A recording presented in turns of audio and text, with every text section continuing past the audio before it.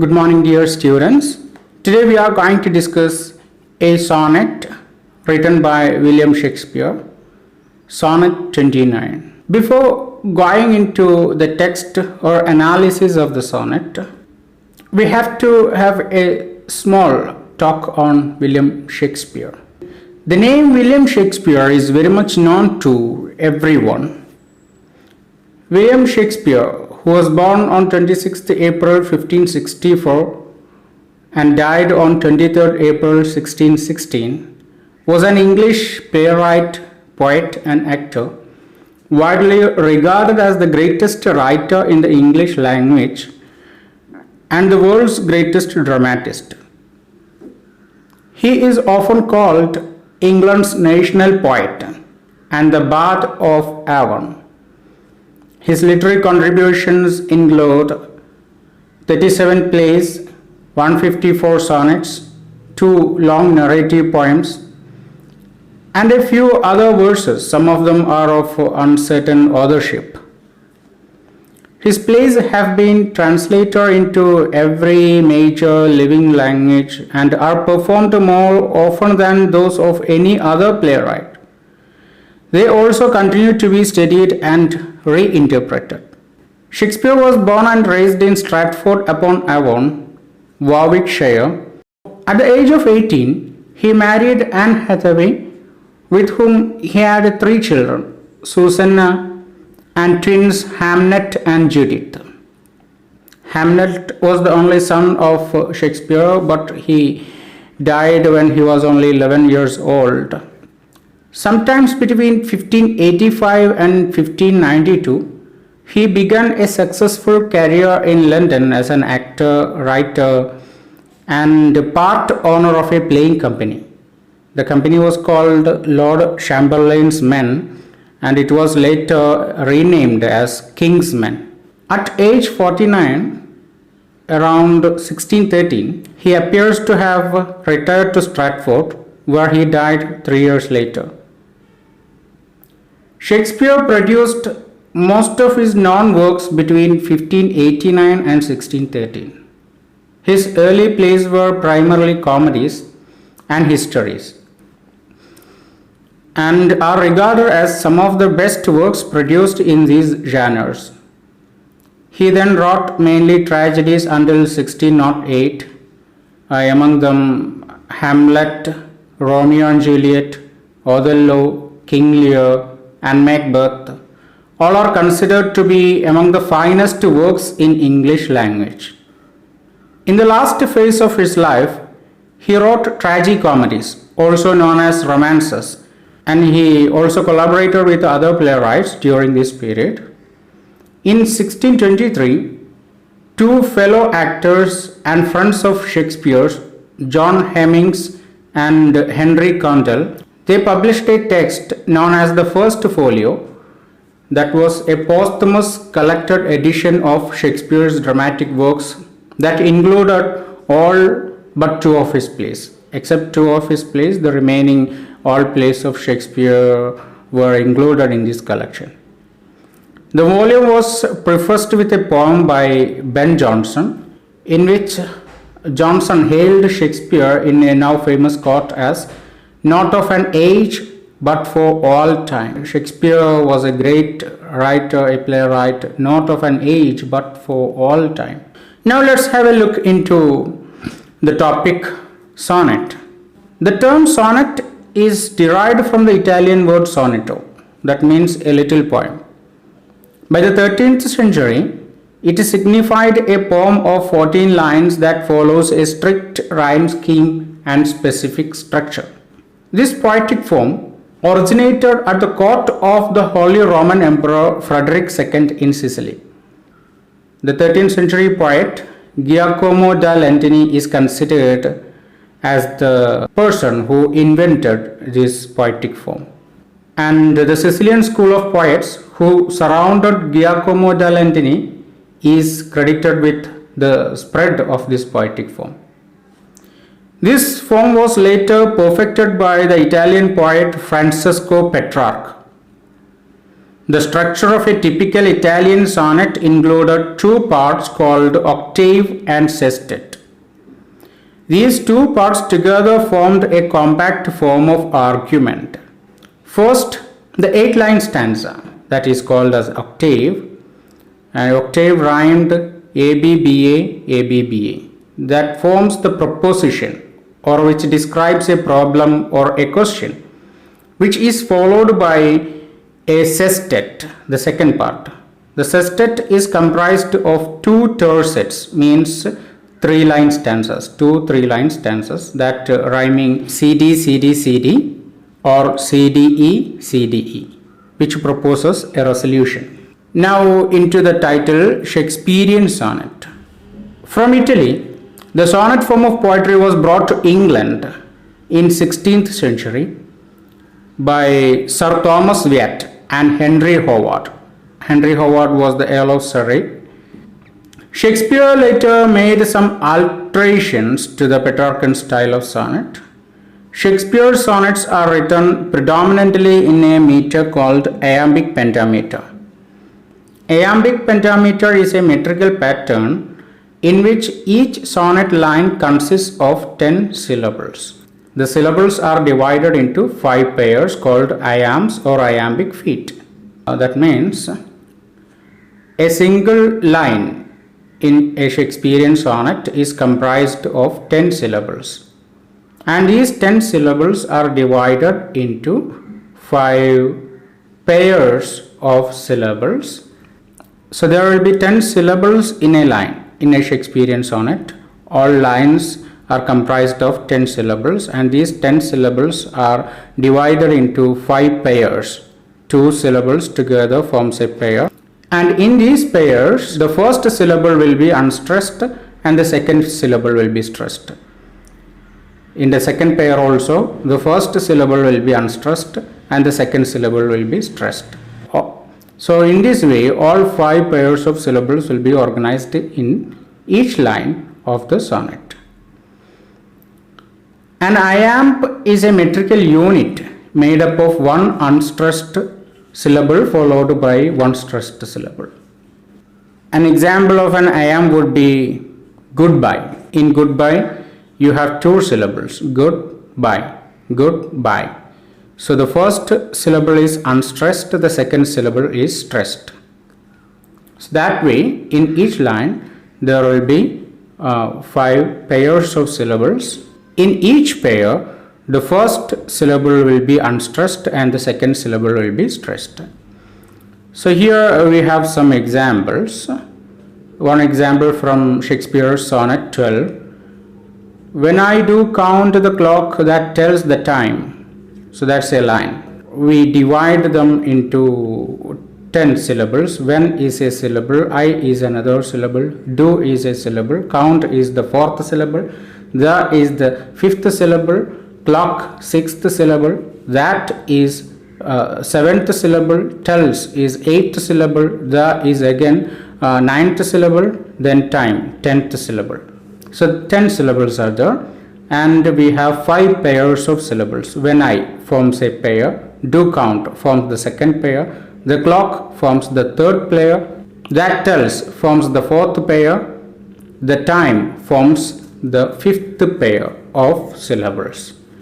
And in the first pair of syllables, when is unstressed, I is stressed. Do count, do is unstressed, count is stressed. The clock, the is unstressed, clock is stressed. That tells, that is unstressed, tells is stressed.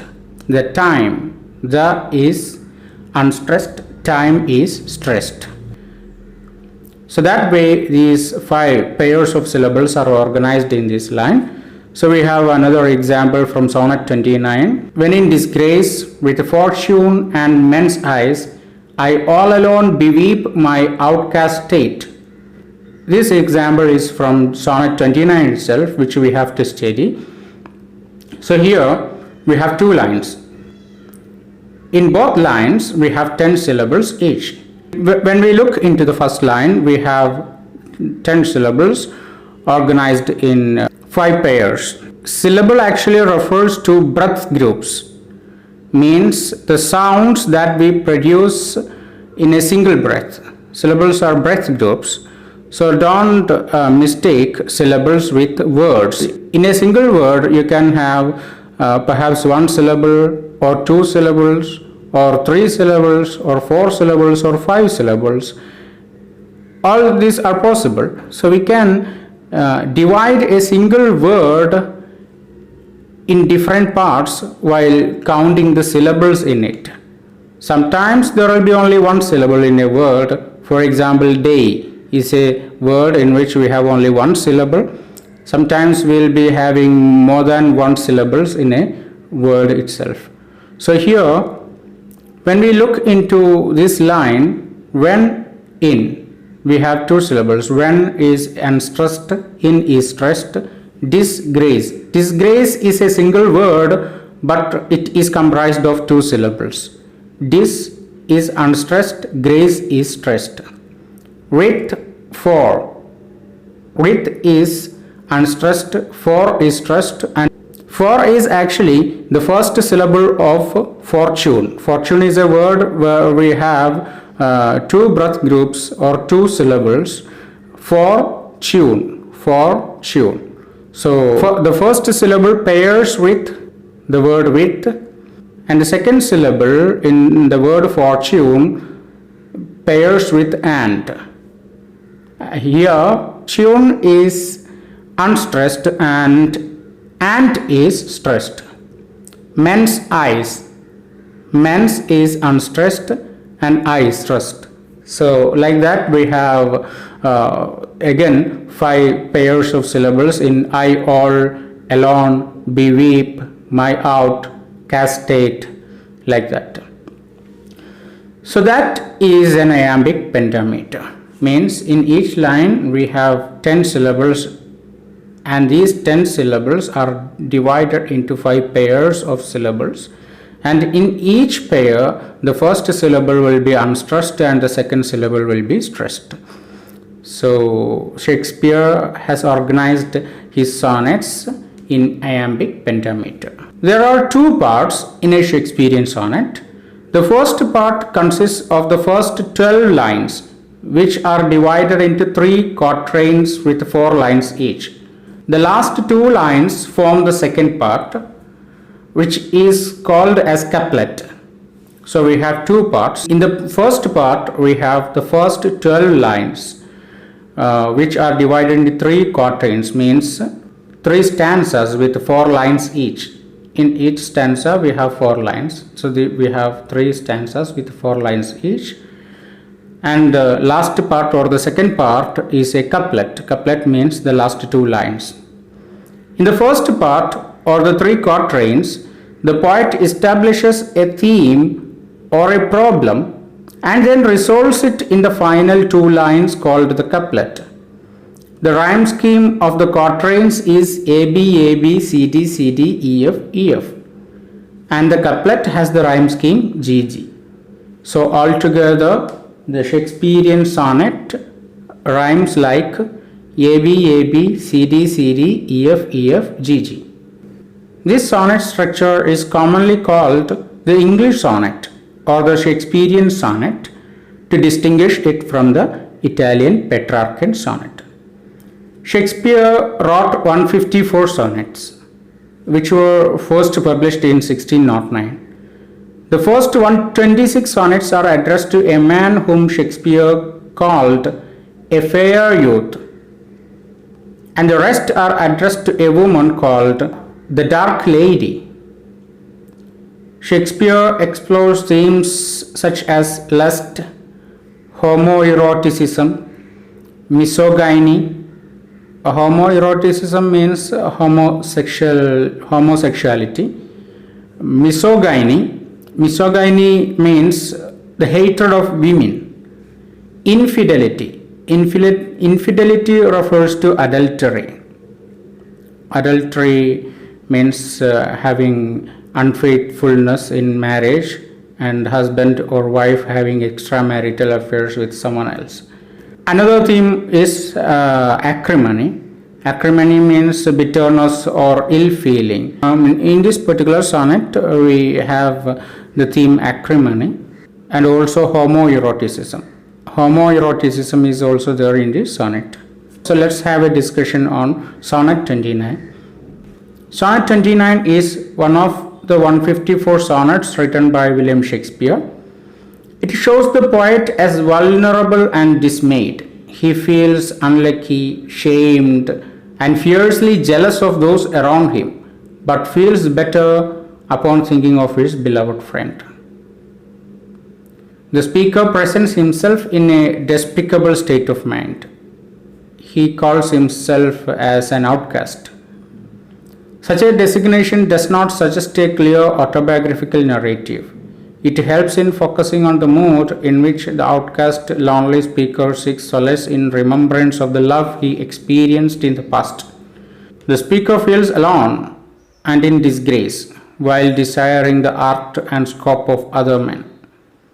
In the opening 9 lines, he desires worldly success and recognition of self-worth that seem to elude him. The reason for the poet's anguish is still a mystery, and there are doubts whether this sonnet is autobiographical or not. The sorrow quoted here might be more rhetorical than real, being part of the sonnet tradition in which many misfortunes contrive to make the lover unhappy. It also serves to highlight the great joy which ends the poem, when he thinks once more on his beloved, as in the Psalms, and rises above the clouds. So the poem details the dejected, despaired, outcast state of mind of the poet.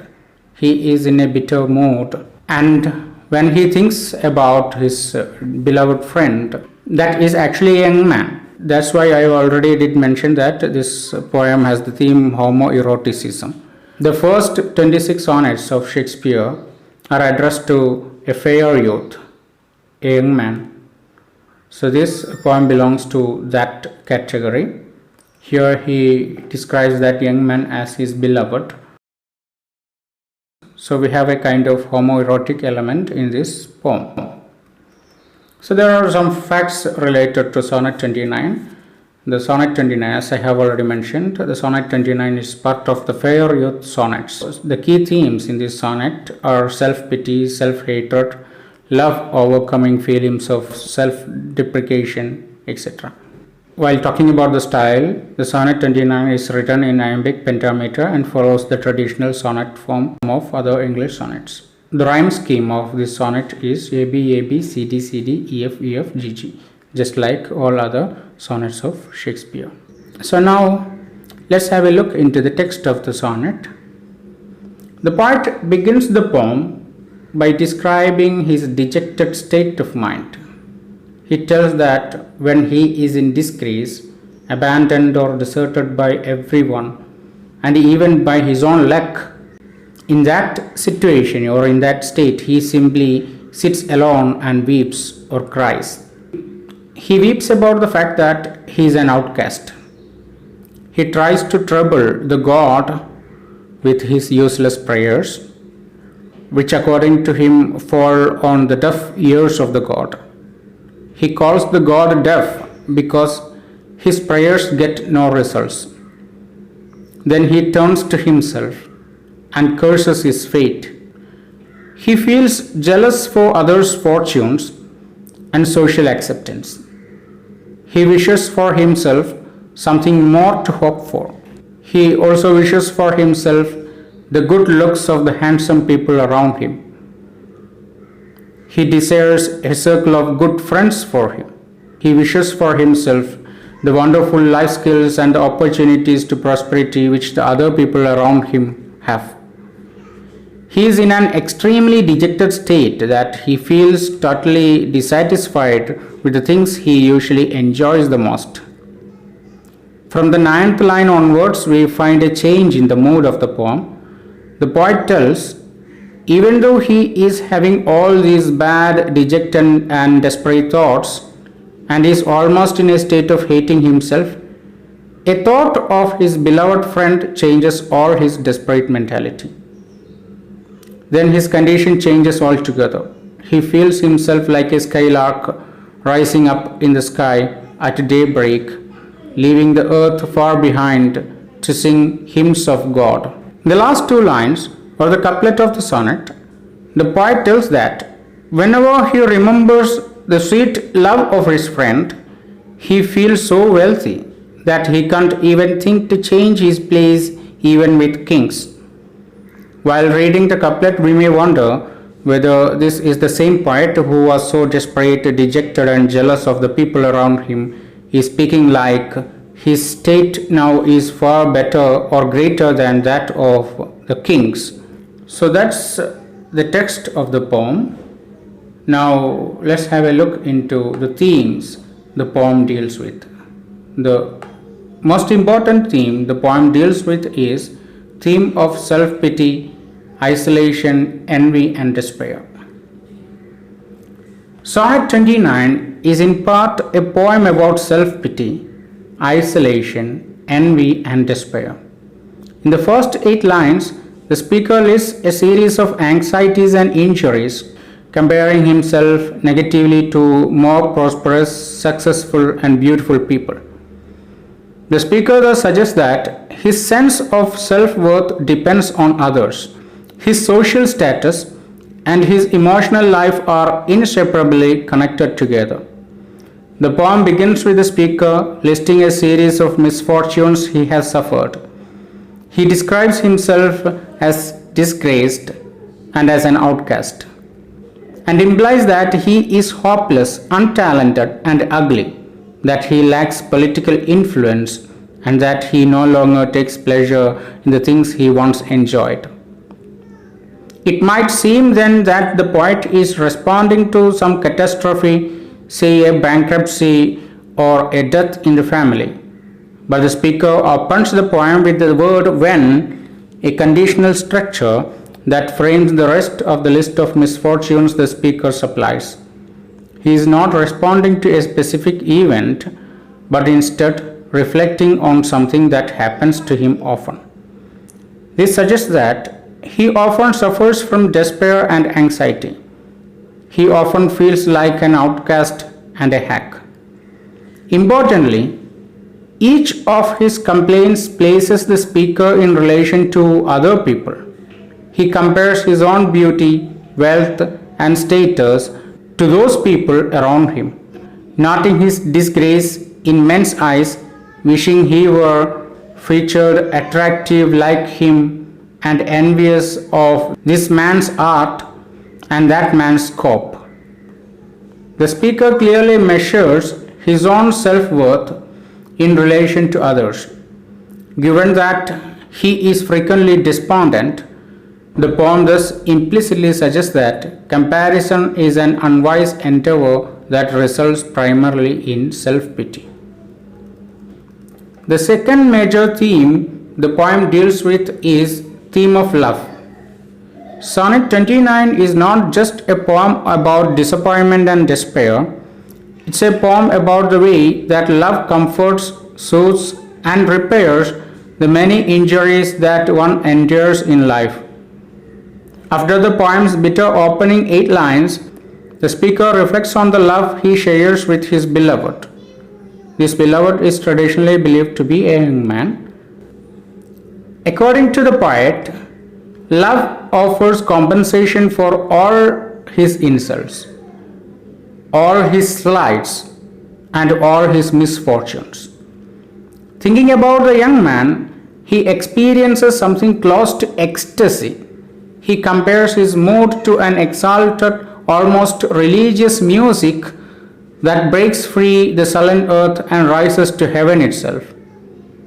The speaker's love for the young man radically improves his mood and his self-esteem. In this way, the poem draws an implied opposition between love and the competitive hierarchies of wealth and status. Love stands outside those pursuits and, with its intense pleasures and rewards, offers an alternative path to happiness. So that's all about the poem. Thank you.